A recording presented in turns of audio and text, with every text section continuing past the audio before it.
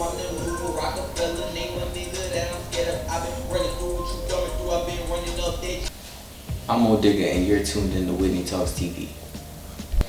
Thanks for tuning in with Whitney Talk TV. I'm your host, Whitney Allen, and today I'm here with artist Odigga. Well, I always did rap, because like everybody, you know, coming up, everybody just rap, like you just freestyle, people being on the desk. Right. But I was actually nice with it, so everybody was like, man, you should rap. But I played ball, so like everybody was like, oh man, we've been in the locker room, everybody told me to rap. But then whenever I got like injured, it was like music kind of took me like out of the darkest places, like it would just motivate me. Right. And so I felt like it was just my calling, like to get people out of dark places too.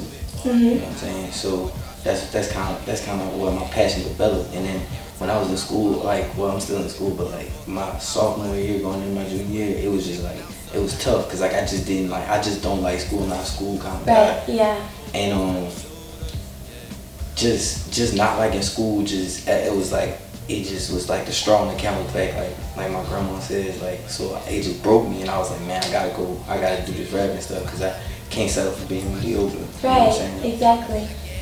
All right. So that's when you found out that's what you wanted to do, and you just fell in love with it. Yeah, like I went in, and then I've been in it ever since. Right. I went in head first, like, and then I've going hard ever since.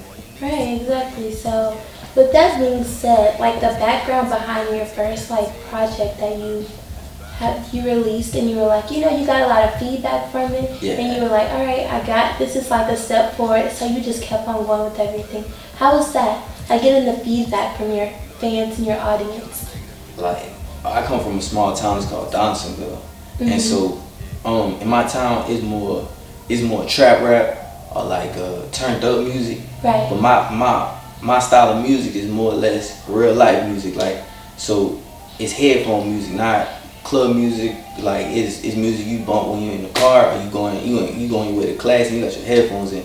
So I knew I had to go extra hard to get my hometown to really mess with it. Like they really like, cause they not really with that kind of music. Right. But you already know. yeah, I already knew what it was, but I went so hard, and I put my life into it. Every personal thing I could think of, I put it into my first mixtape, and that kind of got them to come behind me. So that once they said like, oh, we with you, and I got my own audience, and then the people I went to school with, they was like, man, that's really him. Like, right. When they heard it, they like, that's really him. I could vouch for his character through his music. That kind of made people buy into it more, and then, so that made people go extra hard. So like you'll see people with the Digga Season shirts or the Digga Season 2 shirts, they wear them because they kind of cool, but they wear them because like they vouching for my character, because like I really am what I rap about. Right. Yeah. So you would categorize your music under trap music, perhaps? No, I'd say real life rap. Like real life rap. I wouldn't even say trap. Like it don't even fall underneath trap. But I like trap beats, and that kind of get a lot of people confused because I like trap beats and I like heavy samples. And a lot of my influences are trap rap though. Mm-hmm. So you might can hear it in my voice, on my tone, and it might sound like, oh, he rapping trap rap, but it's not. See what it is? It's like an anger college student, like somebody who in college and they feel like they ain't have no choice, but they had to go to college because they couldn't go and work in a factory or a plant wasn't their weight. Mm-hmm. So they had to go to school. That's kind of what I rap about. So you can hear that passion and that anger and that hurt in my voice when I'm rapping, because I feel like I'm in a situation I don't really want to be in. Exactly. Going to school and making sacrifices I don't feel like I should make. You know what I'm saying? So that's kind of where I put it under real life, like, or like an angry college student. Yeah. I don't know if that's and I mean, your audience can connect to that as well, and that's how you form a bond and a relation with that, and that's how they want to stay with you, like they want to see what's next, what's upcoming, because they're like, okay, if I can relate to his music now, I can relate to it like for whatever else is coming up. Okay, so like who do you look up to in the music industry? Like who's someone that you are in the future maybe like are willing to like do a feature with or want to work with? Nipsey Hussle. Mm-hmm. Ty Dolla $ign, Nas, J. Cole. Right, okay. Like stuff like that. Yeah, okay. And why? Why is why those artists? Well, Nipsey, cause he just the motivation of the streets, or anybody who feel like they back against the wall. He motivating. That's what I feel like I do too. Right. So I feel like that sound good on the song. Ty Dolla $ign, cause just how musically inclined he is, and he's still like, it's hard to be musically inclined and know instruments and know all the things, because I can't lie and say I am. Right. But you know when somebody knows what they're talking about, he really knows what he's talking about, and he's involved with people who rap the same type of way I do. So that would be cool just to mesh. And Nas and Cole, because I mean, that's what I listen to. Like, exactly. Okay, all right.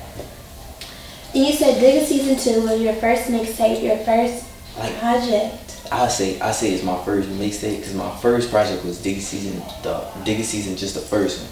Right. And so Digga Season kind of like a demo. Digga Season 1 was kind of like a demo. Right. Digga Season 2, that was me. That's my project. But Digga Season 1 was like my personal issues, like introducing, like, okay, look, I'm in a wheelchair and I rap. That's basically what Digga Season 1 was. Like, I'm in a wheelchair, yeah, like, let's get this off the chest. Let you know what it is. Like, all right, we're gonna say that, and then I put that out there. So everything I went through with that. Digga Season 2 was the story of a kid who a rapper, who just found out he a rapper. He on his way to becoming what he always was set out to be, and he just acknowledging everything that happened to lead him to that point. Right, exactly. So that's what Digga Season 2 was about. Mm-hmm. And like it got a lot, like from Digga Season 1 to Digga Season 2, mm-hmm. it was a major, like the numbers, the fan appreciation for it, people continuously listening to it, hitting me up like, oh man, I love the music, keep going hard, and little stuff like that, you know, being an up and coming artist, like random people coming up to you telling you, oh, I rock with your music, and you don't even know who I am. Right. You know what I'm saying? That keep you motivated, and that mm-hmm. keep you going. Keep you going, exactly. Yeah. So Digga Season 2, I would say that's my first major project. I can't even say I got a major project, because I feel like I'm under construction. You know what I'm saying? Okay, right, I understand. Like, I just started rapping. I won't say it might have been 2 years, maybe 2 years ago, like my first time in the studio. So, and then a year ago was like the first time I put out something. Like, I put out music, like, for everybody to listen to.